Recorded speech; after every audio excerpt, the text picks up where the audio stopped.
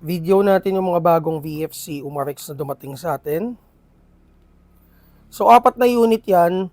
Glock 17 Gen 4, Glock 19, yung color gray na limited edition, Glock 18, and Glock 17 Gen 5. So, 4 na unit yan. Or 4 na model. Okay. So, ito nakalabas na. Glock 17 Gen 4. So, kung naghahanap kayo guys ng unit na realistic, maganda yung blowback, and kompleto yung markings, isa to sa mga i-recommend ko sa inyo. Itong Umarex unit or VFC unit. So, ayan o. Makikita nyo kompleto yung markings. Naka metal slide pa siya, and then frame niya is polymer. Wala nga lang siyang thread dito sa outer barrel if in case na gusto nyo mag tracer. So yun yung sights niya, naka U-type sights, and then dun sa kabilang side, ito yung nandito yung serial number niya. So, may Glock markings. Dun sa base plate, may Glock markings din. So, 28 rounder siya, guys. Ayan, mamaya magte-test tayo ng unit. I-test din natin yung mga units na hindi natin na-test last week. Kasi sobrang busy namin. Or sobrang na-busy talaga kami. Ngayon lang halos natapos yung mga backlog namin. Kaya ngayon, medyo na tayo. Roll na tayo sa mga videos natin dito sa YT at saka sa Telegram. So guys, subscribe kayo sa Telegram. So ito yung Glock 17 Gen 4. So punta naman tayo dito, unbox naman natin tong Glock 19 na Gen 5 from VFC din.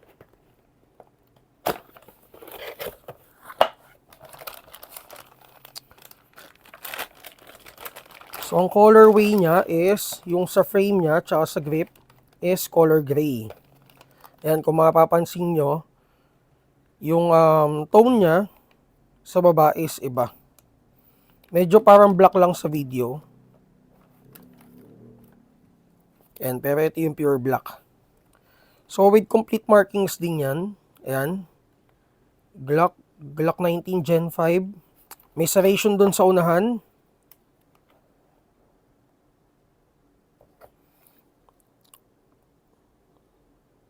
So, ayan, may markings din. Officially licensed product ng Glock. So, mag-capacity, mga around 20 rounds to. So, for extra magazine aftermarket, meron naman tayong TTI dito. TTI brand, 28 rounds with yung makapal na base plate and yung long magazine natin ng TTI. So, kung gusto nyo makamura, yun yung option. Pero kung gusto niyo ng original magazine from VFC, meron din naman tayo, pero medyo may kamahalan lang. Ito, hindi ko sure kung natatanggal to. Tinry namin tanggalin pero tingin ko kailangan puwersahin to para matanggal. Kasi nakakabit talaga siya dun sa may outer barrel or talaga mahigpit siya. So, etong Glock 19 Gen 5 metal slide din. Polymer yung lower frame niya.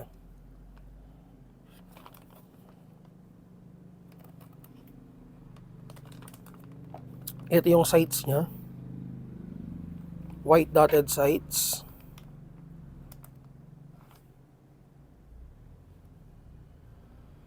Okay, punta naman tayo dun sa Glock 18. So, kung tatanungin nyo ako kung ano yung ma-recommend ko sa kanila or kung ano yung much better sa kanila, wala naman ako may sasagot sa inyo kasi ito, the same internal parts. Magkakaiba lang sila sa itsura at saka doon sa haba ng barrel. So, preference lang talaga nung kukuha kung ano yung gusto niya dito sa mga units na to. So kung gusto niyo na may full auto, ito, may Glock 80 naman tayo dito. So ito ang kasama is sa 50 rounder long magazine. Itong mga basa-basa na to, ano lang to, normal yan, galing sa factory kasi. Or galing sa factory tong ano, yung mga liquid na yan. Grease ata yan. So labas yung outer barrel niya. So lahat ng Umarex natin na VFC, walang thread yung outer barrel. With complete 18C markings, metal slide, lower frame is polymer.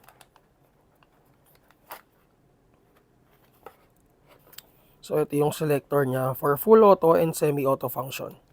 So naka U-type sights with Glock markings tong nasa grip niya.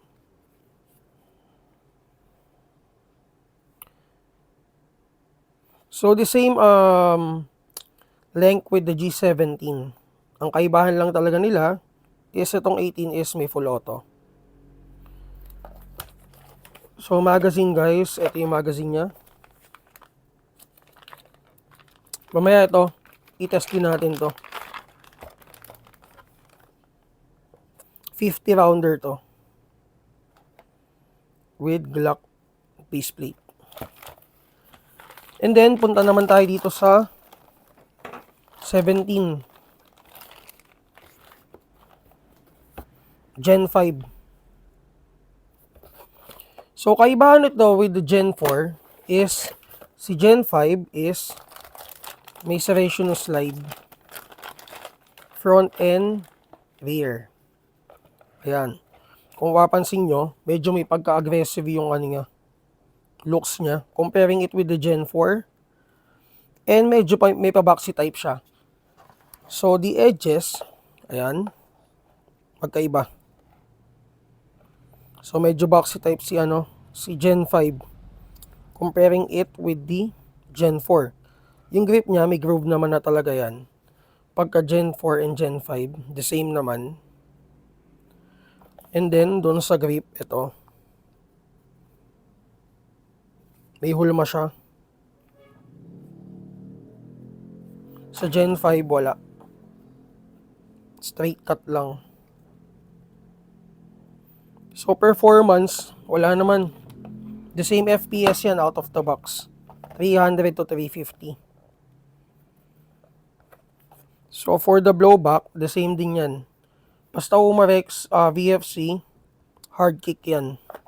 Malakas yung blowback.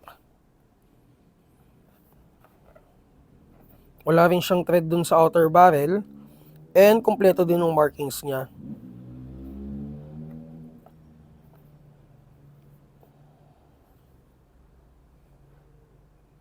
Okay? So, ano natin? I-try natin or mag-test tayo ng unit. I-test natin tong G18C. So, in comparison sa FPS nila, G17, G18, the same lang din yan kasi magkakasing haba lang naman sila. So, sa G18 na lang yung i-test natin. And itong G19 para makita nyo yung comparison ng maikli doon sa mahaba. So, hindi naman natin masyadong mapapansin yan. Pero may difference talaga sila. Okay, kuha tayo ng BBs. So, ang gagamitin nating BB is .20.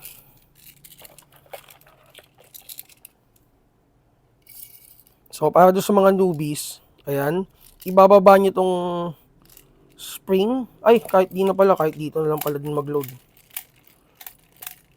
Malaki naman pala na yung butas nito.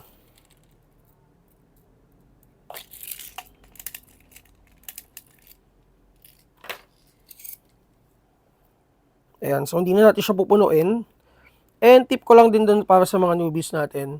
Hindi nyo kailangan itong punuin kasi mas okay na hindi pinupuno kasi nag-lose din ng tension itong spring follower natin. So, 50 round siya. Siguro lagay lang natin mga 35 or 40.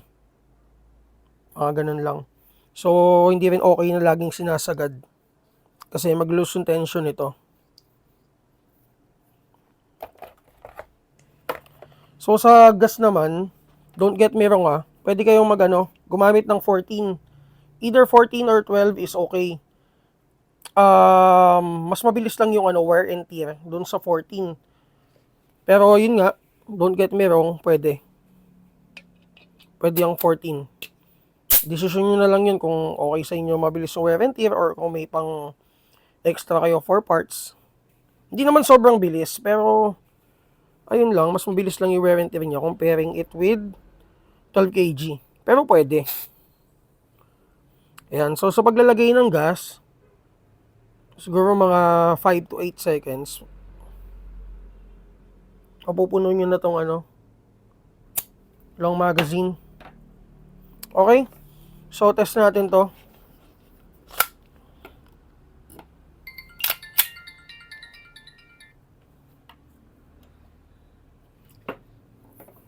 Okay, check nyo na lang yung chrono. Ayan, 332. So, mga FPS nito, out of the box is 320 to 350. So, pangalawang putok na kasi itong na-grade. Okay guys, pakita ko sa inyo yung full auto. Ayan, ibababa ko yung selector.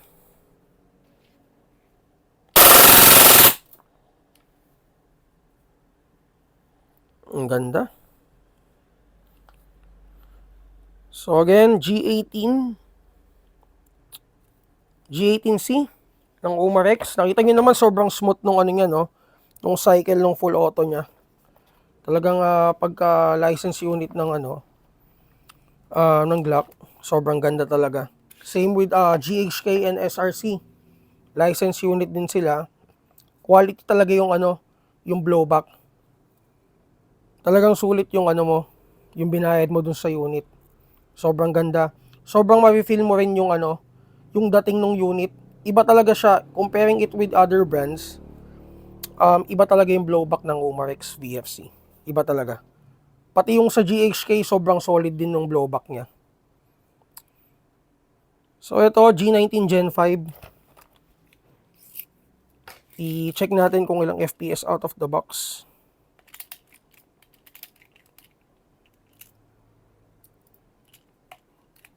Wala na. Ubos ang bala.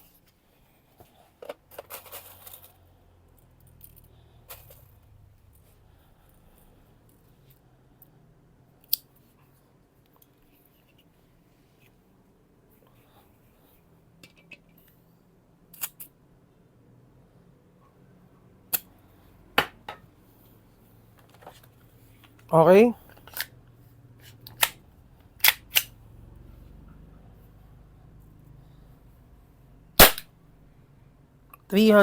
Teka. 318. So, ang difference sila, around mga 10 to 20 siguro. Kasi ang unang putok nito is 325 eh.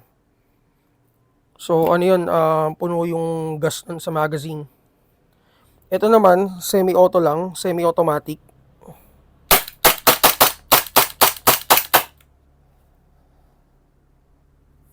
Okay, so again, Glock 19, Gen 5, GY. Okay, so yun, ito yung mga lineup natin ng VFC unit ngayon. Meron pa tayong G45, G42 for VFC, Umarex VFC. G19 Gen 4 wala na. Okay, so 6 na units ang meron tayo for the VFC. Check nyo na lang guys sa Google Drive natin. Okay? So don't forget to follow Telegram and yung Facebook page namin, Mavs Tactical. Check nyo na lang yung mga units